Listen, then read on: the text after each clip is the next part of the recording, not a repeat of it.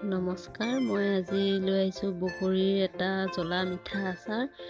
আৰু এই বগৰীখিনি বনাবৰ বাবে মই বগৰীখিনি এতিয়া ৰেডি কৰি লৈ লওঁ। এই জ্বলা মিঠা আচাৰটো বনাবৰ বাবে মই ৰেডি কৰি লৈছোঁ কেইটামান বগৰী, শুকাই থোৱা বগৰী। আৰু এই শুকাই থোৱা বগৰীখিনি মই ধুনীয়াকৈ ৰ'দত শুকুৱাই অলপ ফালি লৈছোঁ। এয়া বগৰীখিনি ধুনীয়াকৈ মই সৰু সৰুকৈ এনেকৈ ফালি দিছোঁ, দেখিছেনে? ধৰিব পাৰিছেনে বাৰু? এনেকৈ বৰ বেছি নহয় বগৰী, অলপ বগৰী, সেইকাৰণে মই এনেকৈ এইখিনিয়ে লৈ লৈছোঁ। আৰু ইয়াৰ বাবে মই ৰেডি কৰি লৈছোঁ এয়া এইখিনি হৈছে চফ গুটি। এই চফ গুটিখিনি মই গৰম কৰি অকণমান ভাজি লৈছোঁ। এইখিনি মই গুড়ি কৰি লৈছোঁ। আৰু ইয়াতে মই দিম জিৰা গুড়ি, এইখিনি দেখিছেনে? জিৰা অলপ, আৰু দিম জলকীয়া গুড়ি। এই গোটেই বস্তুখিনি মই ৰেডি কৰি লৈছোঁ।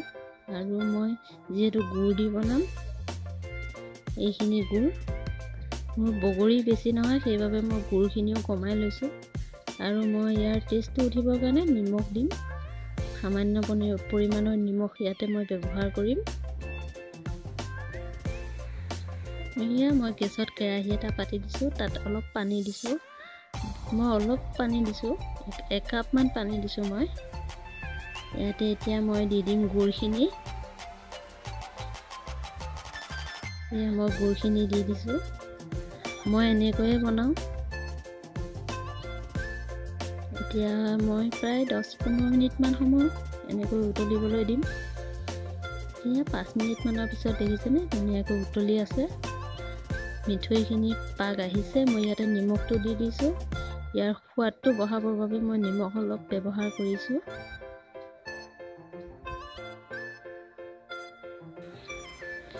এয়া আমাৰ মিঠৈ পাকটো আহিছে, হৈ গৈছে।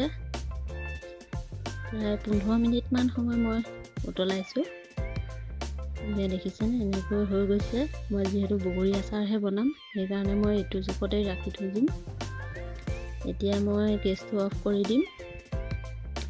মই এনেকৈয়ে বনাওঁ। মই গেছটো অফ কৰি দিলোঁ।